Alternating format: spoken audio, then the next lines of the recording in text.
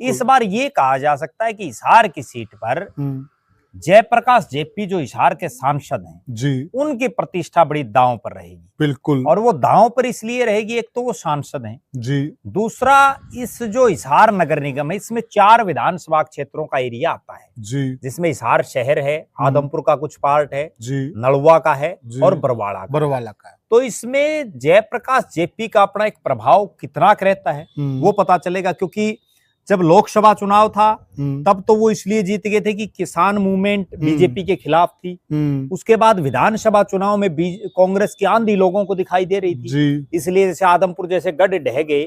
लेकिन अब असली पता चलेगा कि अब जयप्रकाश जेपी अपने प्रत्याशी को, कांग्रेस के प्रत्याशी को जिता पाते हैं। पहली बात तो ये कि कांग्रेस अपना प्रत्याशी उतारती या नहीं उतारती, या जो हम डिस्कस कर रहे हैं कि साझा कोई प्रत्याशी उतरता है तो चूंकि जेपी भी उस साझा प्रत्याशी के साथ आएंगे, वो बीजेपी वाले का तो समर्थन करेंगे नहीं, बिल्कुल तो वो फिर क्या हालात बनती है, वो उसको जिता पाते हैं नहीं जिता पाते, ये एक बहुत बड़ा सवाल है। इसीलिए तो हम ये कह रहे हैं कि ये जयप्रकाश की भविष्य की राजनीति और उनका कितना राजनीतिक वजूद है वास्तव में, उस चीज का भी जो है ये चुनाव इम्तिहान होगा और उनका एक बड़ा जो है उनकी परीक्षा होगी। और इसके अलावा भी हिसार में चूंकि जयप्रकाश जेपी यहाँ 4थी बार सांसद बने, सही बात है, और ये जो इलाका है इसमें से एक बहुत बड़ा इलाका उनके पुराने लोकसभा क्षेत्र में भी है, रहा है, नए में भी है। और अब जो हालात और परिस्थितियां हैं वो ये है कि कांग्रेस पार्टी के पास खुद का कोई मजबूत दावेदार दिखाई नहीं दे रहा है। ठीक बात है। अभी कांग्रेस भी अपना दावेदार ढूंढ रही है जी।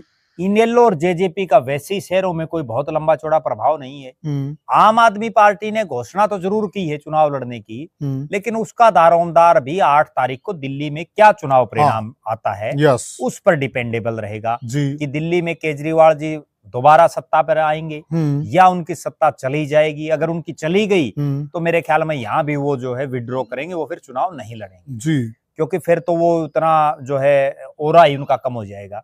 उस हालात में कोई ना कोई साझा प्रत्याशी पर दाव खेला जा सकता है। हालांकि कांग्रेस के कई नेता हैं जो चुनावी तैयारियों में अंदर खाते लगे हुए हैं, लेकिन अभी तक कोई उभर करके सामने नहीं आया है, कोई ऐसा नेता नहीं आया है जो ये बिल्कुल दमखम के साथ ये कह रहा हो कि मैं चुनाव लड़ूंगा और जीतने के हालात में कोई हो। और ना ही बाकी कोई, बीजेपी में भी टिकट तो 10 मांग रहे हैं, ठीक है, अभी वो जब आवेदन शुरू होंगे तो पता चलेगा एक्चुअल तो कितने हैं, लेकिन इच्छा 10 की है, लेकिन मजबूत उनमें भी कोई नहीं है।